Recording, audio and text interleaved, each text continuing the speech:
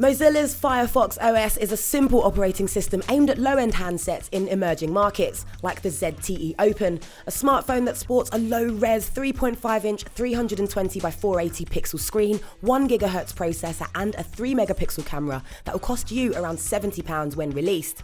Now, simplicity is key, so less tech-savvy users should have no problem navigating the finger-friendly menus. It's a completely web-based OS, so it's all based on HTML5, CSS and JavaScript, so everything you see is a web app, even the camera. The OS also gives developers total freedom to publish their apps straight to the Firefox marketplace without them being vetted, and as they're web apps, they don't need to be downloaded or installed, they simply run straight from the store. You can also favourite Firefox apps and install a link directly on the phone for quick or offline access. Interestingly, developers don't need to be aware of the Firefox OS for their sites to be used.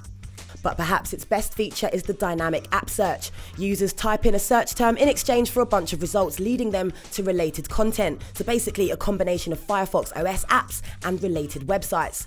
Searching for U2, for example, pulled up a related image in the background, coupled with a list of related shortcut icons, including ticketing apps, music apps, and YouTube. The OS will also automatically consolidate apps into relevant groups like social, games and sports, even when new apps and features are flooding onto the device. Of course, you can't expect iOS or Android levels of slickness, but Firefox's target market is less likely to care about that anyway.